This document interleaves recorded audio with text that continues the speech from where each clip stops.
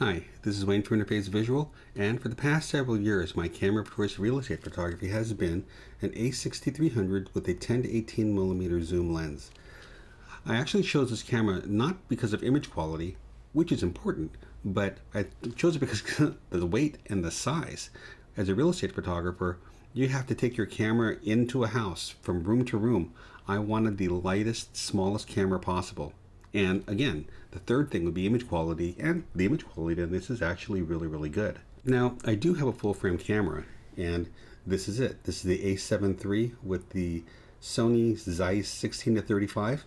It is a great camera, but oh my god, this thing is so huge and heavy. I can barely hold this up like this because it is so much heavier than my 6300. But recently, Sony has come up with a new 16 to 35 f4 lens. It is the Sony 16 to 35 f4G PZ, and PZ stands for power zoom. And what they've done with this lens is they've put servo motors inside the lens that controls the zoom and the focus. Apparently doing that makes the lens much lighter. When I first started looking at this lens, I went to YouTube and I went to look all the people that had the pre-production models of this to see what they thought of this lens.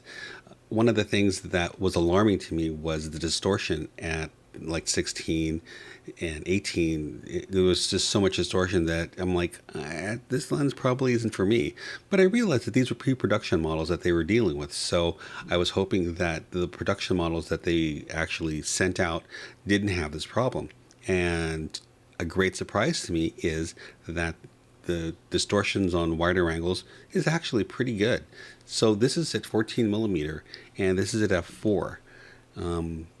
As you can see, there's a little bit of distortion, but it's nothing that I can't handle. And this, again, since there is no profiles for it, this is straight out of camera. So there isn't anything that I can't handle correction wise. One of the other cool things about this lens is this is at f4, and as you can see from edge to edge, it's very sharp. Top to bottom, the whole frame is pretty damn sharp. So yeah, I'm pretty thrilled about that.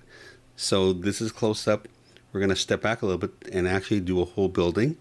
And again, this is at f4.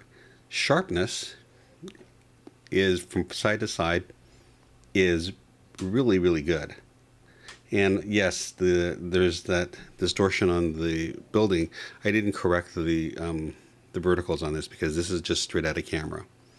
One of the last tests, especially for doing real estate photography or architectural photography, is the edge sharpness, which is pretty good. Also the depth of field. So we have really good depth of field. I mean, side to side sharpness. But if you look, the detail from the front all the way to the side, down to the side of the building, which is depth, is still really good. And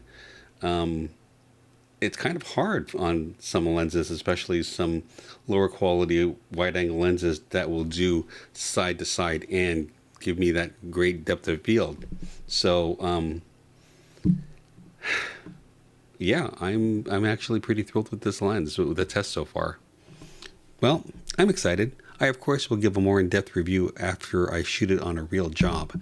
But as far as handling and size and weight and everything, I got this lens an hour ago, and just putting it on and just working with it is like I've never not had this lens, and that's really rare when you get something new like this. So it is something that I'm really looking forward to, and I will show real results on a real job when I do it.